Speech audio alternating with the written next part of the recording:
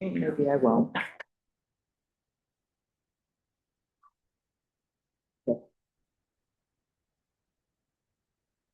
Oh, thank you. Have a seat. Have a seat. Thank you. It's looking quickly.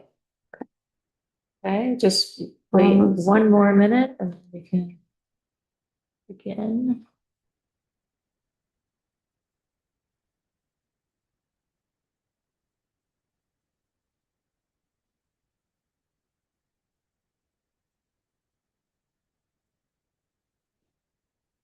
See what trying to come in.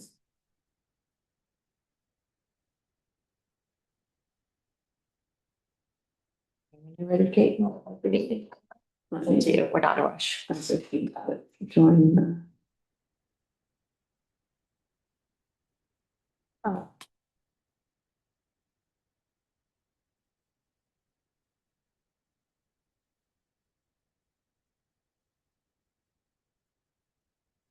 Where is the Wi-Fi information written down? You know that? Written down. Or where's the password? I can ask Jody if. Yeah, I think it's like Lexi or something. So,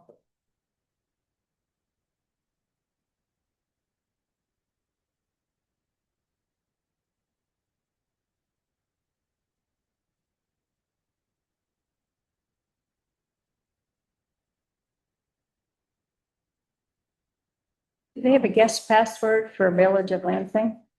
yeah, that's what Jody. The boss. Yeah. About the password. Jody. Morning. We're 10. That's great. Yes.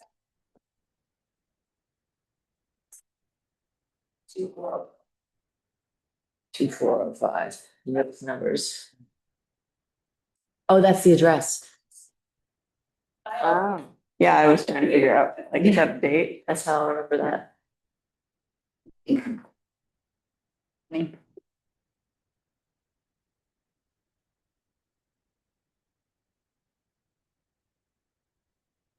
I am screen sharing. What does that mean?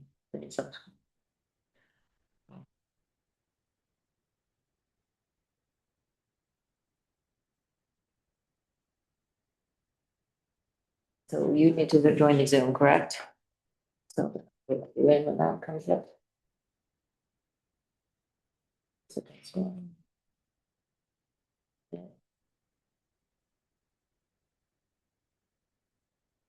Okay.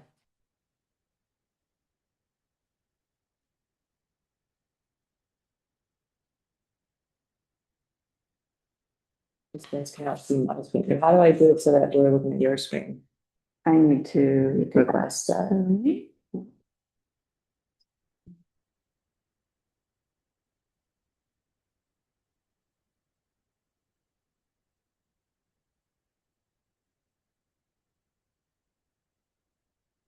Okay. Great. Should close this.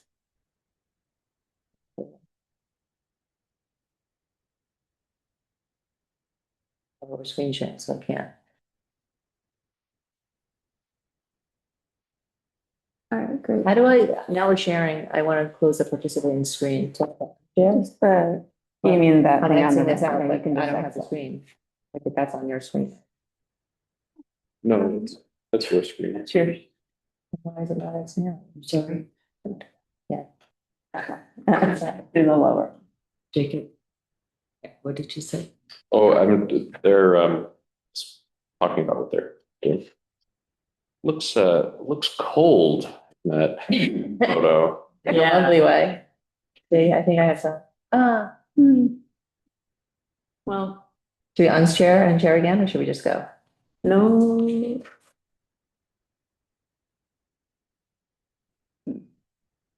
What if we, oh. What if, Go to layout, check. Yeah. And oh, it is content on.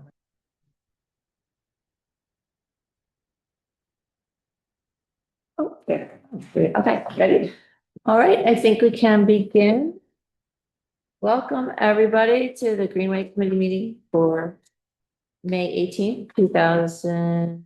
26. And we are going to have a presentation today from Kate Chesbrough from Cornell Landscape Architecture, whose sophomore design studio studied the Lansing parks. And she has a presentation called Open Space Systems in the Village of Lansing. And we are looking forward to hearing all about the project. Thank you, Yes. Kate. Yeah, thank you, Carolyn, and everyone for having me. My name is Kate Chesbrough. I'm a licensed landscape architect, and I've been practicing in the Ithaca area for over a decade. And in my more recent role, I've been leading design studios at Cornell Landscape Architecture in the department.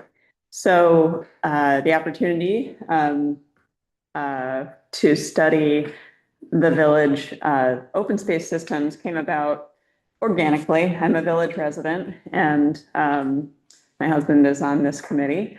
So I knew that the Greenway Committee has been working over years to think about these open spaces that you have in the village. And I had the sophomore studio, and I thought that this was a good scale for them to be looking at as well. It's not so big, but gets them basically away from campus. So I'll go over what we did over the course of the semester, and it's possible that I'll say terms that are not totally familiar. I'll try to be aware of that, but if I'm using basically too much jargon, please interrupt me. I will not take any offense by that. So here is a photo, as you saw, of a freezing day. We did a lot of field work in the beginning of our semester. I thought it was important that the students come to the site themselves, first off, very much. And so here we are jumping up and down for warmth, but this was on a day that we went to the parks. We went ourselves as a class, and we also met Carolyn on one of the days that we did this. So we started visiting the parks in January. I had 13 sophomore students with me. Most of them are in this photo. I led the studio, and I had a course assistant who is graduating this semester assisting me as well. And on the very first day of class, we did a really open-ended exercise with the students, and I just asked them to do open format drawings as they defined open space. So we wanted to start pretty broad and think about what open space is based on their collective backgrounds. I have a group of students that are from all over the country and even all over the world. And so we talked about open spaces as parks, but also as a much broader definition that, farmlands, forests, any water bodies, as well as parks. So that set us up to really think about parks in the context of the much broader landscape.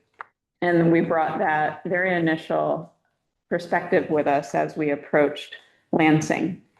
We studied the Greenway plan that's published on the village website, and we also studied the volunteer Google map that the village prepared that has all of the existing parks, icons for programmatic uses at the parks, and existing and proposed trail, sidewalk, and path networks.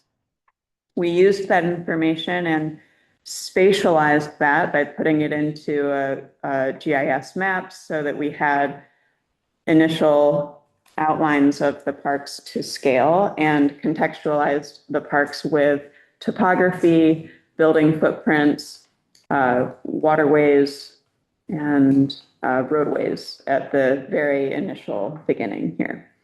So we can see the 6 parks in the maps here. You all know them very well, but the students had to get to know them on their own. And I remember on the very first day, they just saw Route 13 as a major barrier. They're like, this is disrupting the parks like immediately. So just looking at the map, and they hadn't even been to site yet, they recognized Route 13 as a significant community barrier, but especially between the higher density housing areas and some of the village amenities and destinations in the shopping zone. Then we went to site, as I said at the very beginning, we went to site multiple times and the students walked around and began to take measurements. And here we are at Hart Hill on one of the trails over the culvert. They identified this culvert, again, like I'm sharing some of these really immediate responses that they had because I thought it was interesting. They identified this location of the culvert immediately as, wow, this could be really cool. This is where the trail crosses the stream. There could be more in this location to bring people into a closer relationship to the stream. And this is just a kind of joke how cold it was that day. So we did lots of walking around on the trails, measuring. We got to know the plant communities in the area. Here we are at Ned Hickey along this edge of the park that has the small stream and hedgerow ecology. The students were studying a bit about the history of Lansing as part of the studio, so they recognize our current moment as part of a longer history of post-agricultural turning into pretty quickly suburban and commercial development for the most part. But things like this hedgerow have some older trees, especially along waterways, that when again we started to see the parks as part of a larger landscape, even a strip of trees like this at Ned Hickey gains more importance when you see it in a larger frame. So here we are at Ned Hickey, just walking around, getting to know the topography. It's quite a deep park. I shared photos from earlier in the semester before the snow, so the students got to know it. As I said, Carolyn met us, and here we are at Shannon Park, hearing about some of the things that happen there, like some informal but important community activities, getting to know from my photos of what it looked like before the snow. Here we are talking with Carolyn at Dankert and Global Village. The students immediately just did not think about those as separate parks. They are one park in the students' mind. And they all were just, it was always one park in their mind. To separate them, they just were like, it should be thought about as one park. So here we are at Dankert and Global Village. We saw some use here. And there's a shot of Global Village. So our very first assignment, so those were all field visits. Our very first assignment was called Landing in Lansing, Surveying and Documenting Existing Conditions. And the students took information that they gathered during those site visits and translated these into much more detailed drawings of what the parks are like today. So this is an example of what the student boards look like. It's a very graphics heavy program. We draw in order to communicate in our department and profession. And you'll see that they drew a detailed existing conditions plan of Hart Hill here that really shows some of the difference in canopy type, whether that is evergreen or deciduous. And again, one thing that really pops out at me here is to really see the stream. You see it differently when the students drew it in this way, because in a Google aerial, you just see a mass of canopy, but you don't really see the stream. So the students, as I said, were pretty fascinated by the stream and the forests at Hart Hill. They also got more in detail drawing here about some of this is called an elevational section. So section elevation, they drew through that culvert. They were fascinated by this mound at Hart Hill that is just leftover soil that the kids really love and the students love. It, you know, that topographic diversity is really unique. And yeah, so that's some of their drawings from existing conditions. Here's a zoomed in shot of some of that texture that they were picking up and site sketches that they did of the trails. They also really recognized the trails as a key important feature that's very unique about Harthill. Like really, they saw a lot of people using the trails and how the trails pass through many different conditions at Harthill. Here are some of their drawings of existing conditions at Black Chin Overlook. They, at first, I felt that they didn't really understand Black Chin because they were like, it's so small and yet the parcel is so big, like what's going on here? And I thought that, again, kind of intuitive confusion on their part was telling of there's so much potential here at Black Chin, and yet when they arrived to the site, all they saw and drew was basically a parking lot and some benches and the potential for a really great park. But they basically were confused by Black Chin. They thought it could be so much more, and they were really excited by the site, but as a park, they didn't really get it. So these are not disparaging comments, I hope. They're just like initial responses. But here you see their sections. You know, that section really shows there's significant grade change. They drew that section that you see through the power line cut, which has the most even but very steep topography.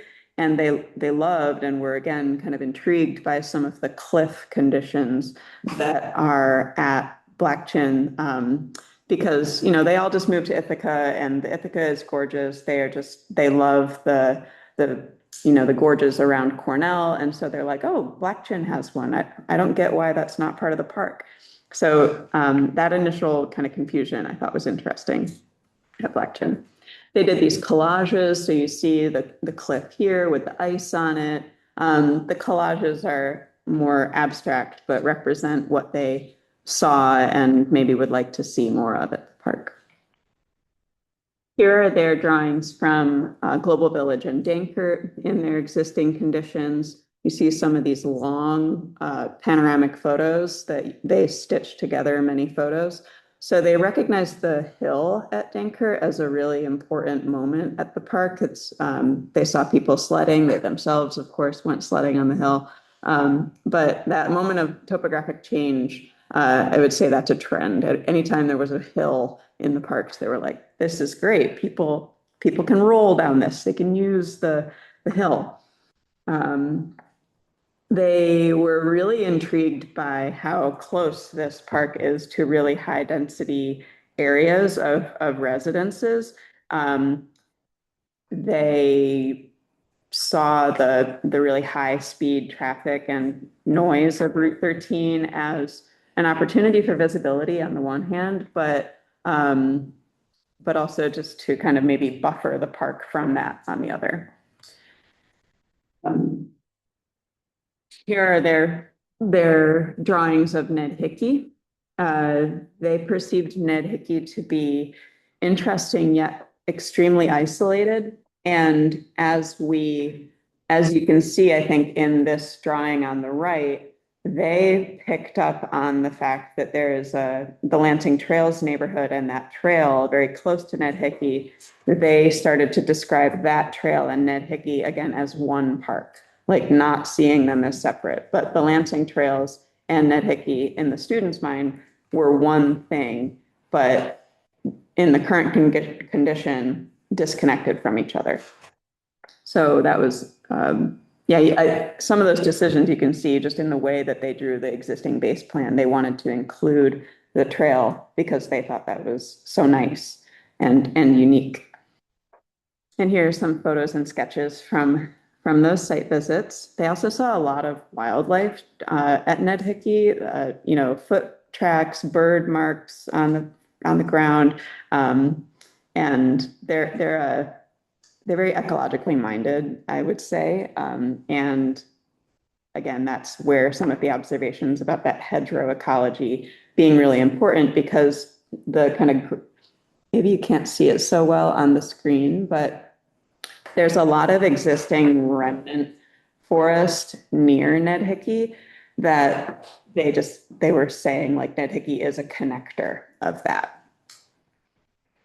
Finally, we have Shannon Park, and this group, I thought, really did a nice job of drawing all of the trees at the park in the zoomed in plan. But then when they did their mapping, they really took the time to draw the canopy and make some of those ecological connectivity points about, trees in people's backyard are important for the park, like for shade as well as for ecological conditions.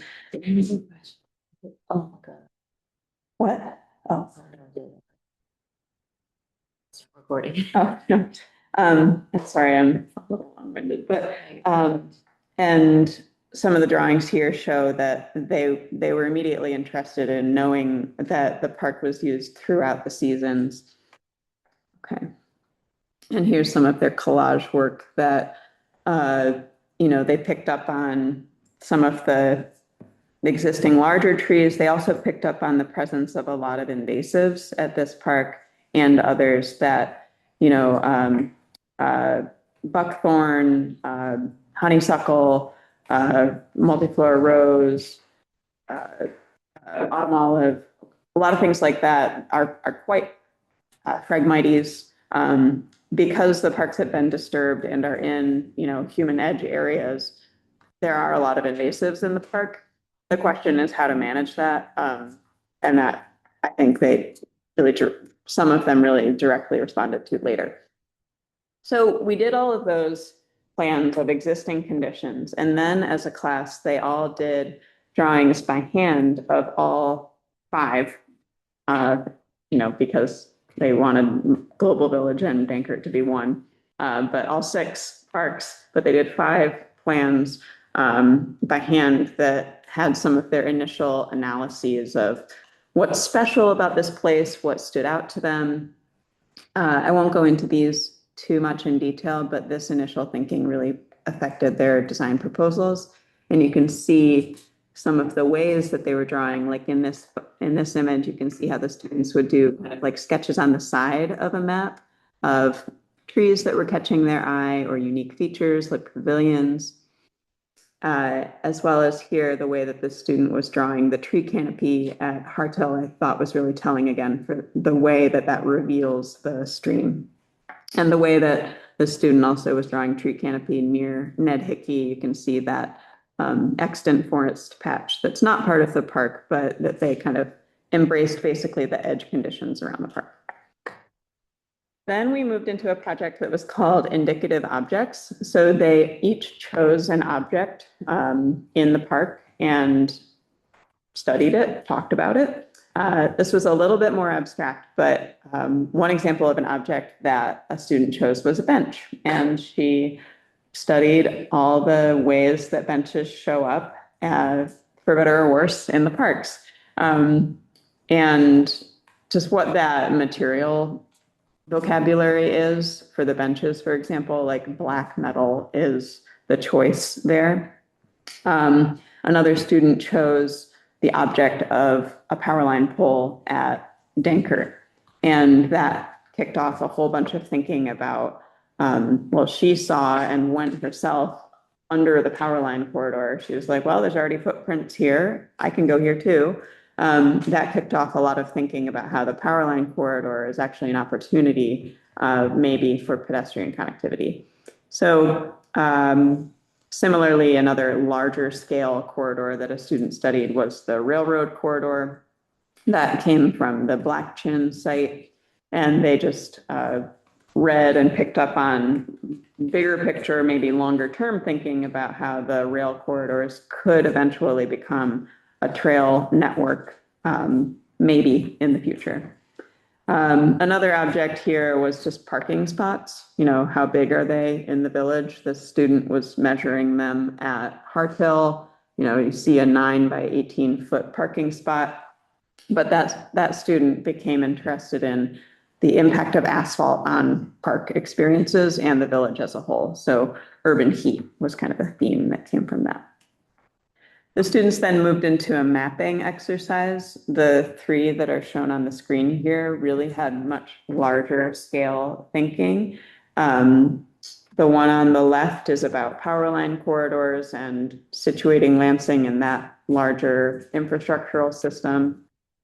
The middle one was about the unique natural areas that are in and surrounding Lansing. So the parks in that middle one are the circles, and the unique natural areas are the green shapes. So the airport ponds area and the edge of Cayuga Lake are very close to or within Lansing. So the point the student was making was that there are really unique natural areas that are near how, and then the question becomes, how do the parks respond to that?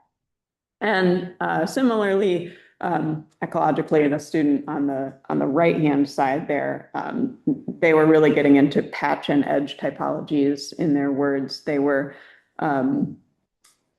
outlined patches of remnant forest and edge conditions that are created by roads, by fences. Yeah, that student, their object was a fence, the fence on the trail between the mall and Shannon Park.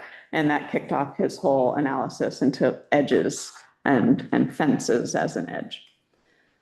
Other students did much more kind of zoomed in, very kind of unique to the project studies about the presence of garbage cans. You know, yes, garbage cans are here. X, no, they're not, is on the left. How many benches, you know, just indicated by scale of a symbol. And then signage, the student was interested in all the commercial signage that's really dominant along Trip Hammer, for example, and kind of contrasting that with the park signage. And I think that her point was more about the visibility or invisibility of the parks from the commercial corridor of Trip Hammer, as well as Route 13 and Warren Road. So she was kind of responding to not knowing where the parks are on those main corridors, but she certainly knew where Target was. Then the students had a really quick turnaround, kind of digital sketch exercise that was about making an evocative scene. And you can see some of those on the page here. On the left, you see a student envisioning a trail system underneath the power line corridor at Dinkert. The vertical bar of drawings to the right of that, the darker colored ones were all about making bike trails and entrances more welcoming at the parks that they chose. The scenes in the middle were about enhancing biodiversity by reducing mowing and kind of bringing people to existing meadows, creating new meadows. And the middle image with the stairs was just sort of a gesture toward bringing people to the water more directly. Again, this is more gestural. Yeah, so I don't, these were just some initial design ideas that they had. By this point, spring break had passed and we were able to go to site again in the sunshine and see, you know, the parks without 2 feet of snow on top of them. So during these site visits, we were emphasizing not just the parks themselves, but how do you get from one to the other by foot? So we had a great day of walking. You can see the students walking between the mall and Shannon on the left. The students walked from the Trip Hammer Marketplace to Global Village and Dinkert, and that's that upper image. You see them crossing the street between Global Village and Dinkert, and then they're in Dinkert on the bottom image. They really were able to see the ground, you know, obviously better here and really understand how much lawn is at the parks. Here we are walking on a trail in, the Y trails in Hartel Park, but we walked between Hartel Park and Ned Hickey via the trail network as well as neighborhood streets. That was a really great walk. And yeah, you can see them on the trail on the left, underneath the power lines, and that is between Trip Hammer Marketplace and Global Village Dankert Park. That's a trail that exists right now underneath the power lines, and that's between a bunch of higher density residential areas. It's pretty nice to be able to get from place to place. And there, they're just on the playground. Okay, and then at Black Chin, we finally, as a class, we went all the way down. So we walked down the road, and we saw the waterfalls. It was very early spring, so they were just starting to come out. You know, they're pretty ephemeral falls. You know, in late summer, they're completely dry, but we saw them in their very kind of early spring moment. We got to the edge of the lake. The students got to see what that looks like. We walked down the train tracks a little bit. And then this could not have been planned, but there was a man down there in a Bolton Point truck, and he waved, and I waved back.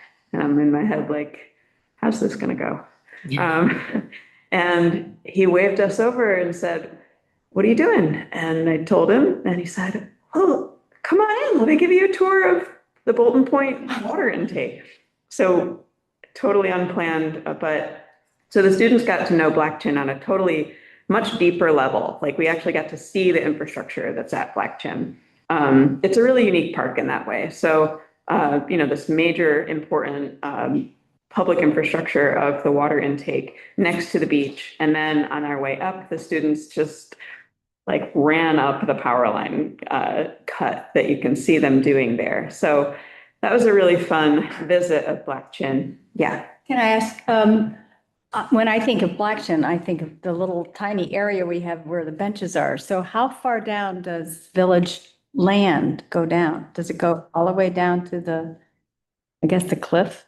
It does, but there's not currently like a trail down. What? It's like the access road. Yeah, we went on the access road that Bolton Point has, I think, an easement to. How do you get to the access road from the? It's right there. It's right there next to the parking. I have to go back. Yeah. I know where the road is, you know, connecting where the houses are. But that must be an easement that, I mean, that's probably privately owned? I'm not sure about How the that- legality of, I mean, people walk You- on the road all the time. People walk on. I need to- People have to drive on that, on Black Chin to get to the little park. Right, but we're talking about you drive to Black Chin. Yeah. And then to your left is a road that Bolton Point takes down. It's a dirt road and it has a gate. So the gate is only opened by Bolton Point. It's not a dirt road, it's asphalt. Oh, well, it's not like the same condition as. No, but there's a gate to prevent anyone from driving. Is it the one that goes to the left? There's one that goes down off of the left of Black Chin? Yeah. Yeah, but it's pretty steep. And it goes, I'll show you in one of the plans. So I just, okay. I guess I didn't realize how much of that was Village of Lansing land. It's a big. And then where does it interface with, I guess, Bolton Point? That's not Village of Lansing. That's its own entity, the land there on. Yeah, Bolton. yeah. All of the legal, you know, whose is whose, I'm still gaining familiarity with, but the village owns a very large parcel that the developed park that you've been to is just a tiny portion of. Yeah. Definitely potential.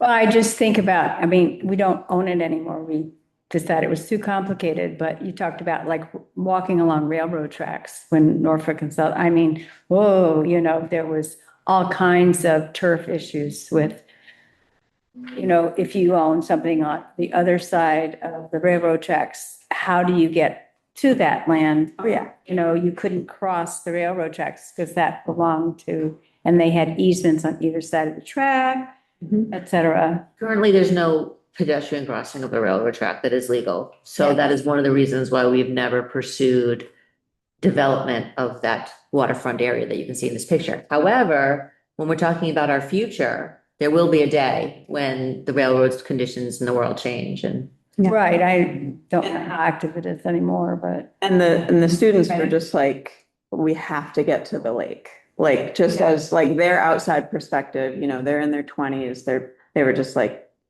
oh my gosh, we can get to the lake in Lansing. We've got to get down there. Okay, thank you. One of the funny things, I don't know if you put this in perspective, what they built, one of the students who did the presentation on Blackstone built a bridge over. And I was just wondering to itself, what are the air rights over? Well, Audrey Edelman had that at her house. A bridge over? She had. Yeah, so then that means. I think the railroad made her take it down. Oh, really? So that she said, screw this, I'm moving to Florida. And then she left. So that brings us right to our design proposals. So I know when I get talking, it can be a little long, but I wanted to set us up in terms of the analysis that the students went through in order to get to their design proposals. So what you see on the screen was what they were tasked to do for this final assignment, which was a significant part of their grade. They were to define their goals, translate across large scales to the human scale, demonstrate their understandings, specify how their proposal was to be experienced. And all of them were to think about time in some kind of way. Like we talked about an incremental approach. So the way that the students were doing that was really different depending on the student.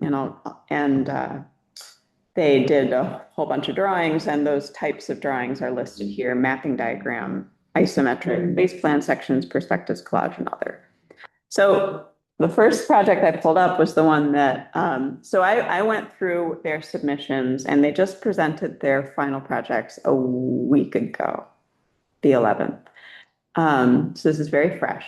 And they're conceptual student proposals, right? Just based on everything that I've said as far as analysis, and it is an academic proposal. So it's money be damned. I mean, I just want to be sure I understand. It's basically money be damned, but what the students were hoping for was that it could inspire other conversations, and inspire the village to maybe see the parks maybe in a different way, but also to think about what might be possible in the immediate term, near term, and Okay, so they put that in there, or to varying degrees, yes. varying. So as an example of that, I thought that this student did that really well.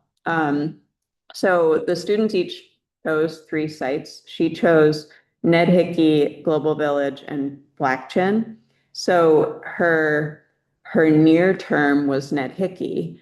And so she said, we should just stop mowing certain areas and make interesting patterns through mowing. And that could be a really near-term solution. Another near-term solution for her was using paint and having a kind of branding of all the parks and doing really strategic wayfinding signage, and even painting, having a color that announces itself, that unifies the parks in a kind of loud way.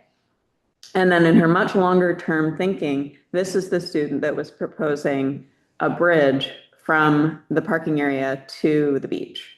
And she was proposing it through the power line cut. But again, just as a concept, this was a student that was really ambitious, I thought, in her thinking, but was thinking more long-term. And I thought that the way that she organized her board with this sort of timeline at the bottom, like short-term, mid-term, and long-term, was a really helpful way to think about time as strategic elements. So I'm going to present several student projects now. So this is just the first one. The next one, this student really was emphasizing nature play, and her park that she really focused on was Hart Hill. And basically what she was proposing was a series of spaces that would come off of the trail edges and go into the woods in key areas. And those would be like nature trails. She wanted people to experience and understand trees better. And so you can see some of her sketches on the bottom there. The screen is a little small, but Maybe we could change that on this. Get a fill screen and take the other one off.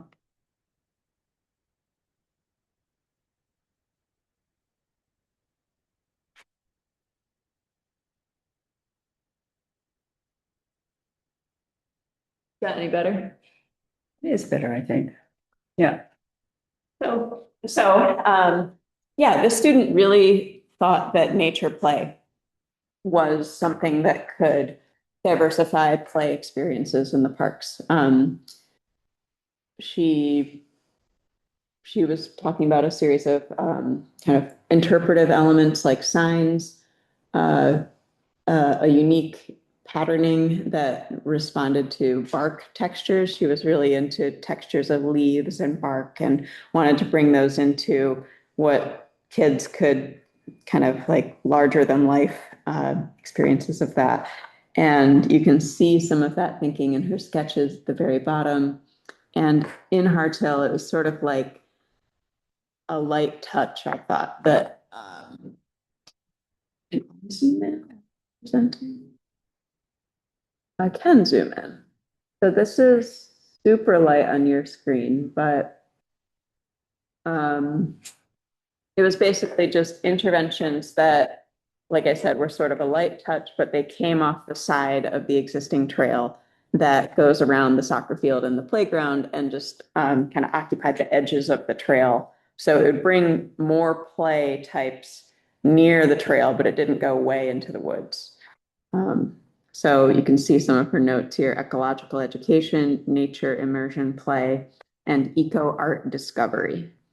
And she was terming this as connecting human and ecological communities in Lansing and adventures beyond the edge. So yeah, she said, here's the trail, there's the woods. I think there should be something kind of off the trail, not too far, but coming off the I trail. just did this in Switzerland. There was a trail, and then just off the trail, there was a place where they had birdseed, and you would go and the birds would land on your hand. Yeah. And this little image, I think, does a nice job of showing that. So the existing trail is gray. This is sort of a bird's eye view. So everything that's existing is gray, and then her little pieces are in color. So I'll go to the next one. She did some mapping that, she kind of came up with her own rating, not a hard science, but more subjectively, like how could we compare amenities versus accessibility, and how does that compare to other open spaces in the Ithaca area? So I brought that up just as more of some of the analysis. She was really thinking about play all semester. This student, I forget what she called it, but she was focused on, so her whole board is shown here. I thought a really unique thing that came out of her project was a really dense forest planting strategy that's called the Miyawaki method. And that little timeline on the right-hand side is talks about how that would come over time. So she says, today, everything's lawn.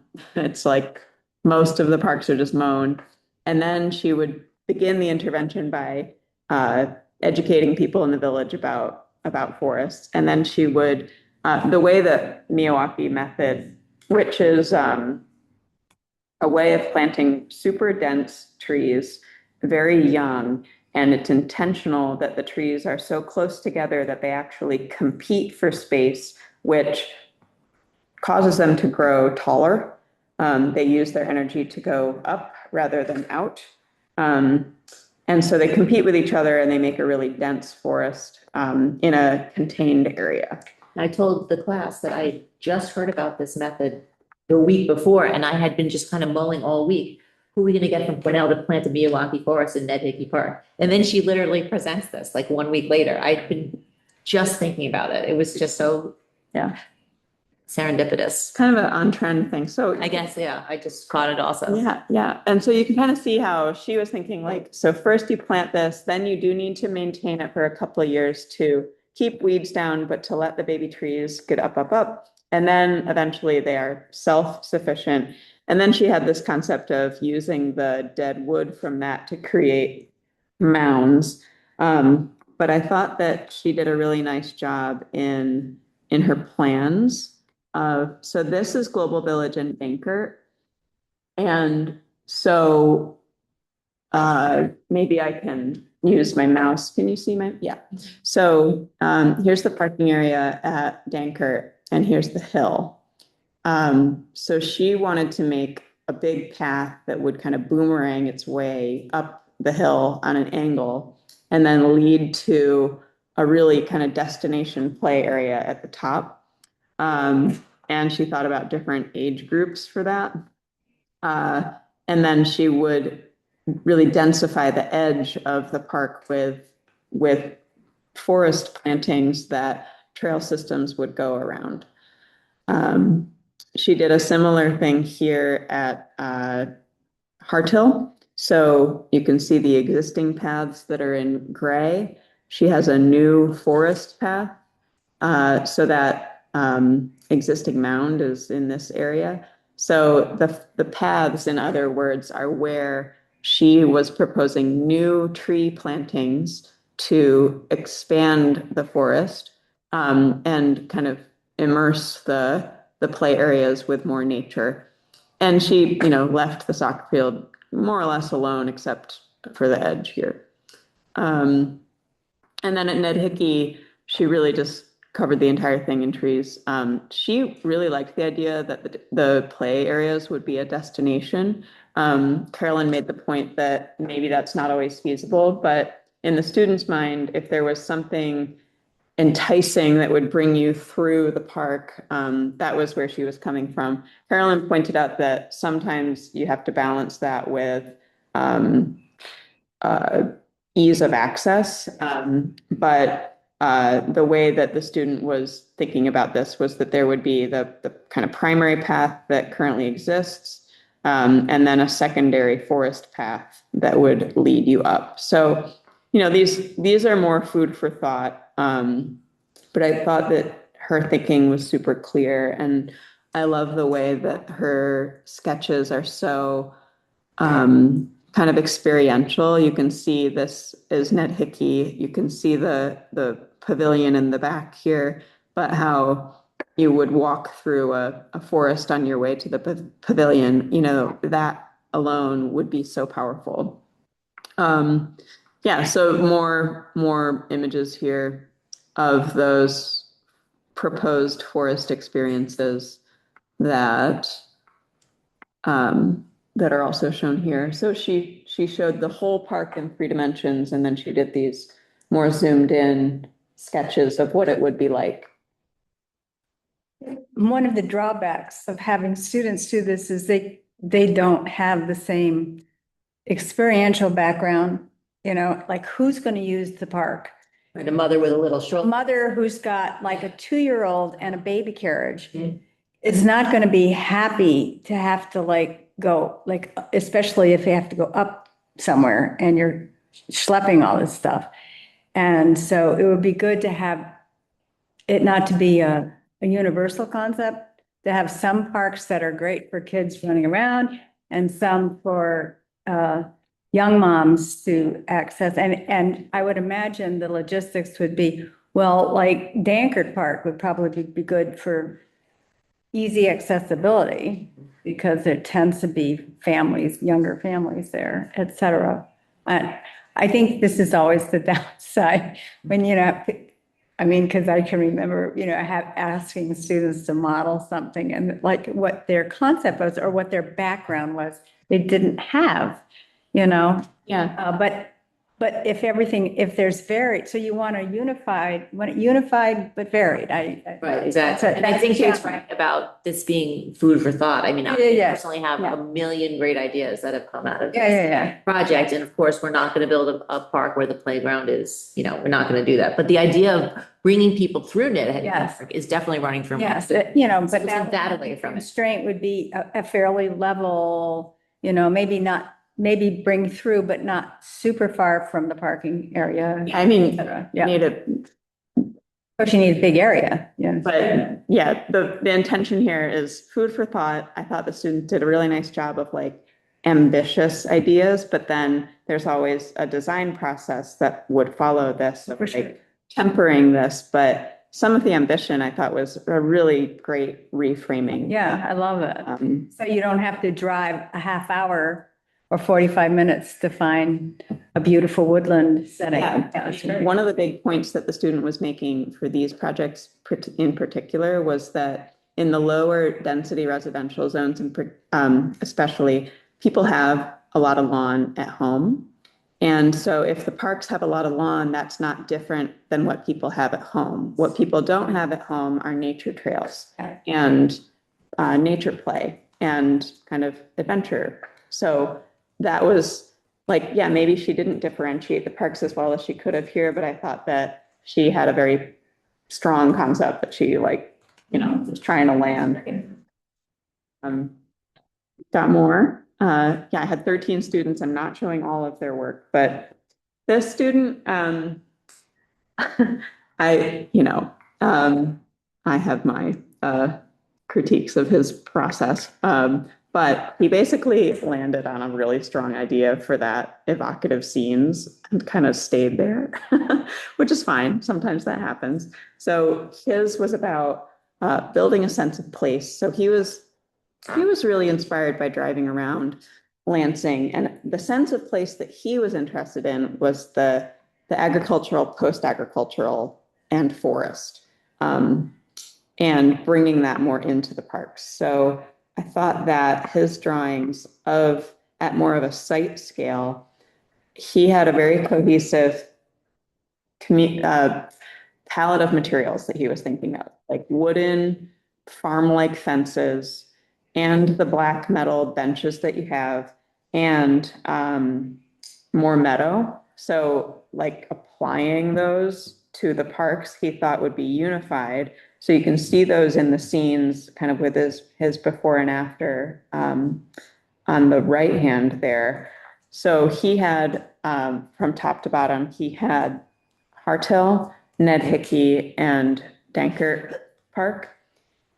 On the left, you can see his plans that go with the perspective scenes. So on the top left, that's Harthill, and the light green areas were where he was saying to have a no-mow zone and just to enclose or create spaces by not mowing, like having a no-mow zone around the existing pavilion and adding. So yeah, to read his plans, you see the light color green as meadow, and you see the brighter green circles as proposed trees. So what he was proposing was to do a little bit of a light touch, but to better define the area around existing play features and pavilion on this side of the trail, because he thought that the transition from parking lot to park was like, he was like, when I'm in the pavilion, I feel like I'm still in the parking lot.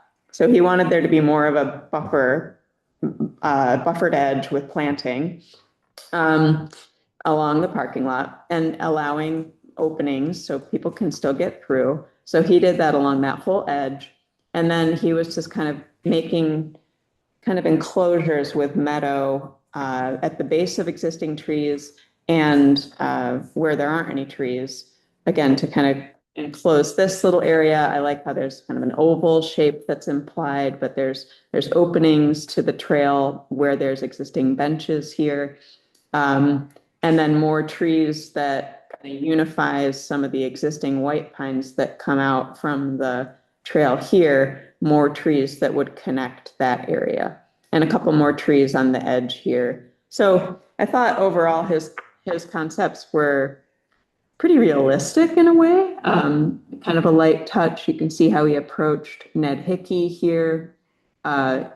Just a lot of meadow and defining where lawn is, but the rest of his plan is where lawn isn't.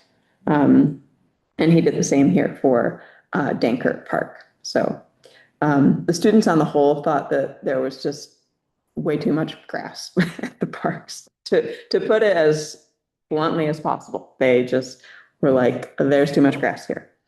So that's that project. Okay, and this student, I thought her strongest concept, she was so in love with our walk between Harthill and Ned Hickey. She made her whole project about that. That she wanted there to be a circuit of trails on, and the trails could be on street painted bike routes, but she wanted there to be a very clear circuit between Harthill and Ned Hickey through the residential zones. So I thought that her little map here was really great. This is definitely one of the concepts that I think like was sparked for me. Like I haven't really been thinking so much about the more visual connection between these two parks and how we could create a very kid-friendly bike path Yeah. that people can teach their kids how to bike, just a simple little one, and that could be such a wonderful addition with, that's like a low-hanging fruit thing kind of thing, because they're almost completely connected. We can do it visually with the paint, and this is one of the ideas I took away that I really, Yeah. really love. I wasn't totally focused on this like I am now after they brought it up. Yeah, and she was also responding to the fact that there's a lot of different healthcare facilities near these parks, and she was like, yeah, but people need to walk, be healthy. So to like emphasize the walking circuit as public health was a big point that she was making. Yeah, I thought, oh, and then you can see, I love this drawing she did, that the way that she was drawing Ned Hickey, which is in the upper area. So this is Ned Hickey. And so she was responding to the potential for a trail on the east side of Ned Hickey to this kind of dead end situation on the other in this neighborhood. And then you can see how this student really drew the Lansing trails as part of Ned Hickey. Like she really was thinking about them as one thing. So I thought that was a nice, very clear proposal. Okay. This student was really into the power lines. I brought her up early on, but that translated into this larger scale mapping of where are the power lines. And in a similar way to the railroad comments earlier, the legality of what trail easements are even possible would be need to be followed up on. But around the country, there are a lot of planners, designers, landscape architects that are looking into power lines as trails. And I thought it was super smart the way that she drew where my mouse is here. This is Dankert and Global Village. And the circuit that you could create up Dankert through the power line and then over to Warren Road and then down whatever road that is to Harthill.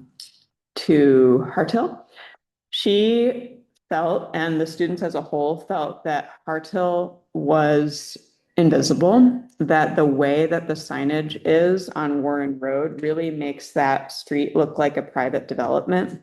And the students felt that that was a very unwelcoming, not public looking road. It looks like a gated community or something, the way that the residential signage and flags are out there. So I thought it was interesting the way that she was really drawing a connection between these two parks.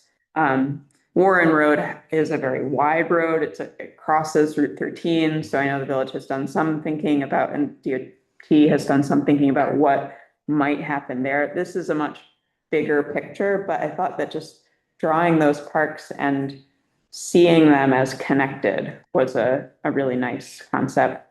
Her concept about electricity also translated all the way down to the firefly level because, they're lightning bugs. And so she was another student that was really into meadows. And she was drawing this kind of interpretive sign about the percentage of species that are here in New York State of fireflies and how endangered they are. And it is pretty possible to preserve those species by mowing less and creating more meadows. Okay. This student had a lot of rich thinking. He was really into ecology, and one of his big experiences that he had was that he bushwhacked off the trail in Harthill and found what is called a mother tree, or an old tree that used to be in the middle of a field and is now surrounded by woods. So this old red oak mother tree has a bunch of baby red oaks around it.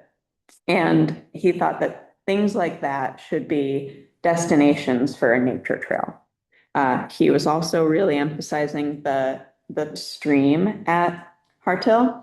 And so he was proposing, this is kind of bold, but he wanted to remove or rethink the trail that goes over the stream right now. And he was proposing a trail that goes along the edge of the stream and connects to the play area differently and kind of creates a kind of boardwalk circuit around the stream, because the developed part of Harthill Park is quite small compared to the entire footprint of the acreage of the park. You can see the outline of the parcel here. So he wanted to make more use of the forest and make more trails through it and tell some of these stories about ecology, mother trees, land use history. And he had some nice images here that we're talking about inviting the public in as part of a longer term invasive species management, creating sections of boardwalk or moments of boardwalk, doing more biodiverse plantings in the bioretention area, connecting the play areas to the riparian zone, or that, that small stream, but like being able to actually have water play, playground play, and nature play as one connected whole. And then eventually he added some tennis courts in response to changing trends and maybe missed opportunities for court-based sports in this location. But yeah, that stream was a real touchstone for him. So I attempted to give you all some of these takeaways while presenting, but some of the takeaways from the students' analysis was that there's a real abundance of lawn in parks. The wayfinding to the parks is unclear. Pedestrians and bikes should be prioritized, and thinking about the parks and trails as urban ecological infrastructure for ecology as well as longer term development goals that the village has. And some of the emergent themes from their Can you just proposal. go back one second? Yeah. What was the last thing? Introduction to it? Okay, thank you. Yep, so urban ecological infrastructure, really, that the parks themselves can shape experiences of the village in a really powerful way. Okay, sorry. Yes. You can go back. And then some of the emergent themes that I picked up were the students were really responding directly to maintenance and planting.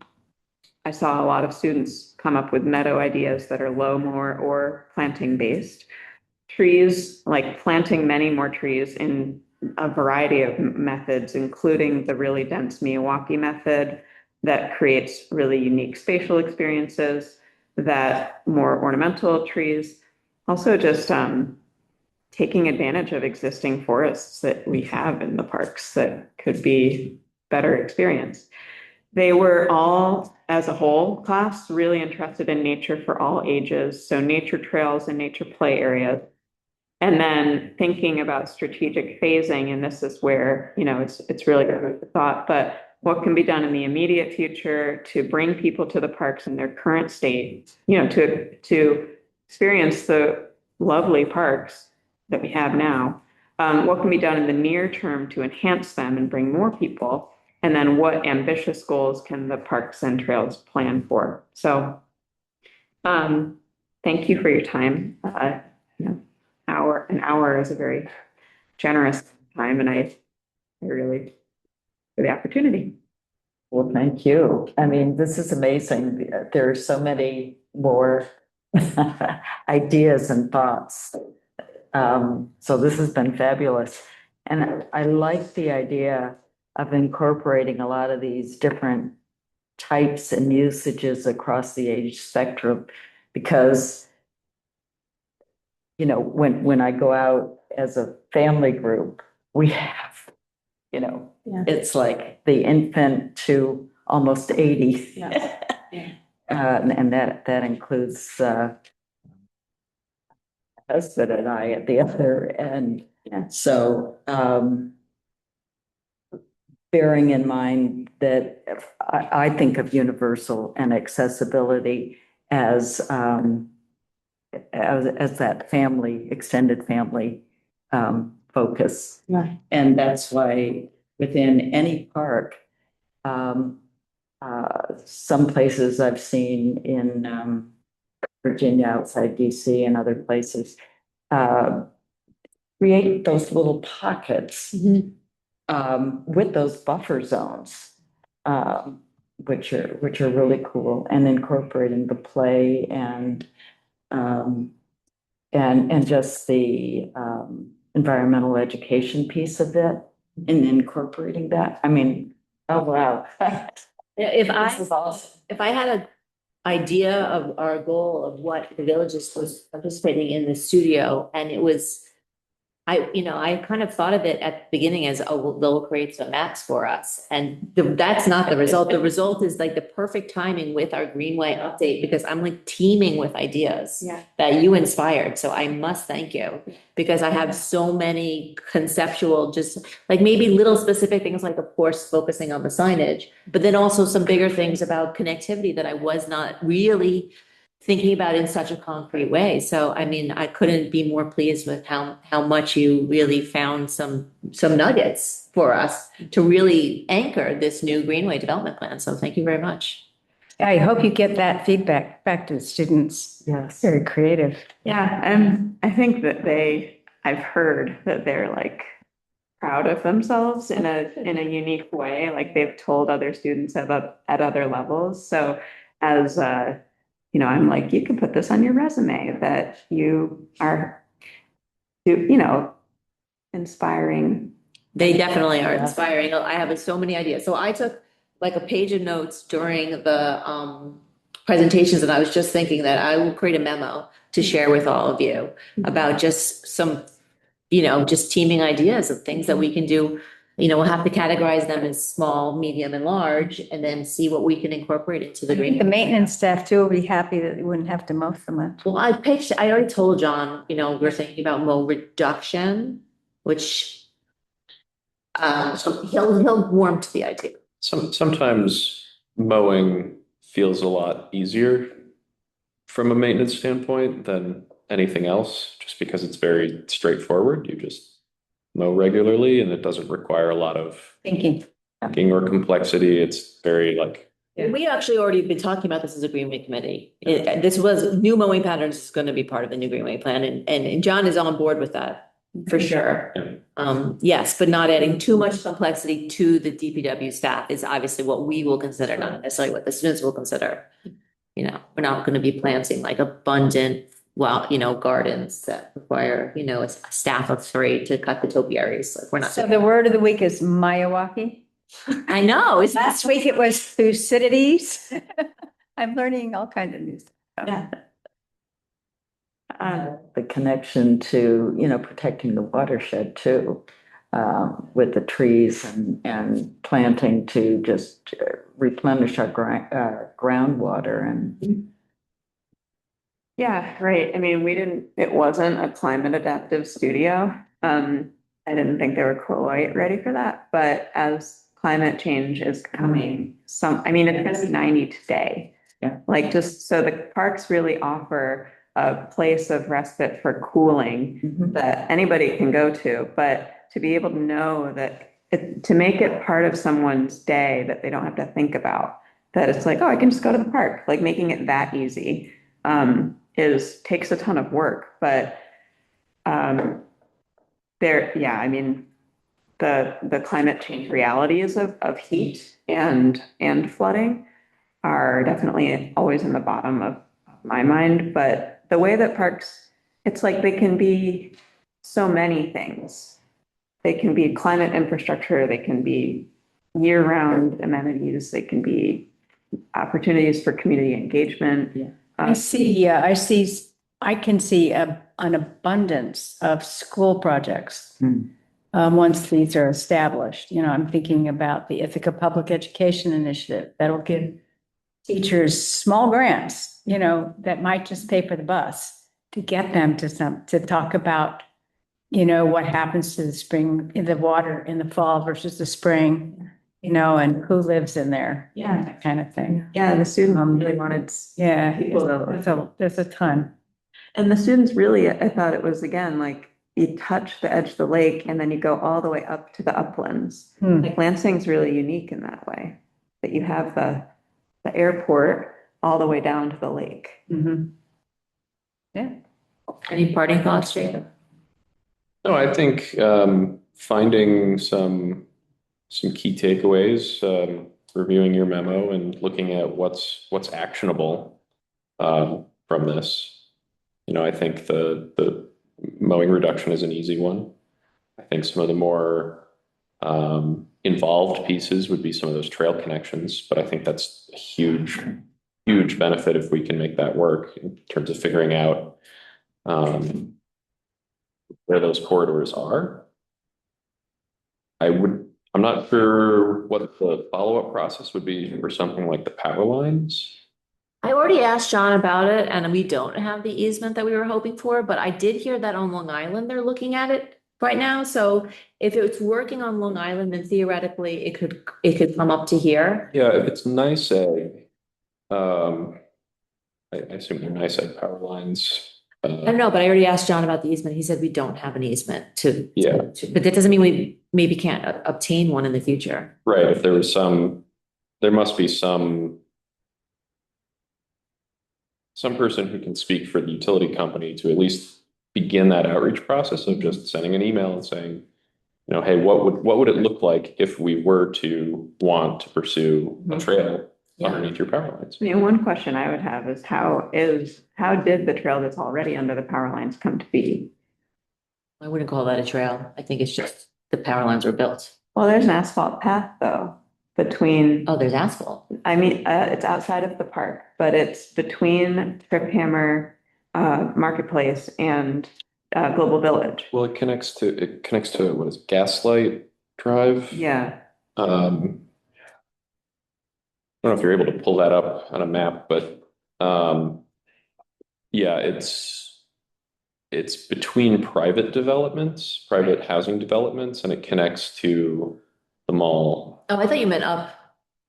That's the It's the same, Towards the, it's the same power line, right. but the section that's paved doesn't actually connect to the park itself. Okay, It sort of connects to a bunch of neighborhoods right. and then down. Internal trails are privately owned. Yeah. But my student was like, you should just extend. We should at least continue to explore for sure. Well, and find out who owns that trail. If it's not the village, then Like there's Gaslight.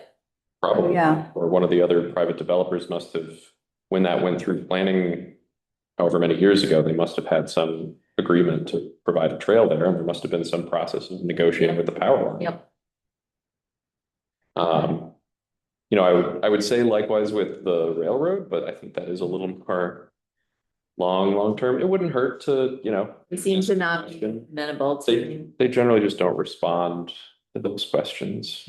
Okay, well, we are 15 minutes over, so I won't take up any more people's time, but at our next Greenway meeting, we actually have a ton on our, going on and on our plate. There's the trail at Hartel, we're working on easements, the Shannon Park Pollinator Garden we're working on. So we have a lot going on. Also, the shade garden is going in. So we've got the memorial shade. Oh, yeah.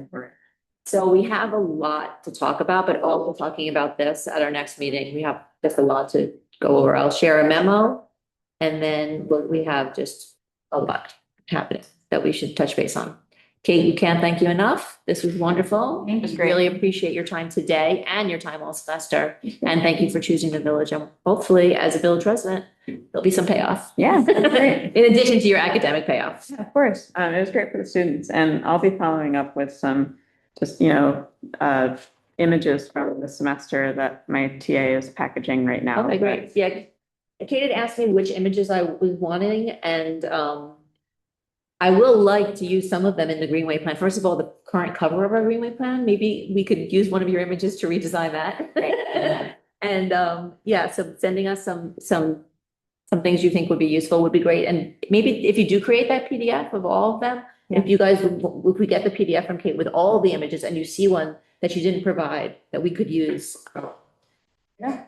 I think maybe we can ask for permission for that. Yeah. Individual images. I don't know, students may have it copyrighted, right? Well, they might I'm be happy to have getting us. there. I guess if with Release permission, form, give yeah. them credit. Yeah, we'll definitely give credit for all, any images that yeah, we use. yeah. And maybe get a cover image. That would be great. That would be great. Thank you so much. It was really fun. Thank you all. That was excellent. Very, very inspiring. Okay, I'm going to stop sharing and end recording. Public health connection too, in terms of all the different activities, sports. It could be Tai Chi, it could be anything, you know, throughout the days.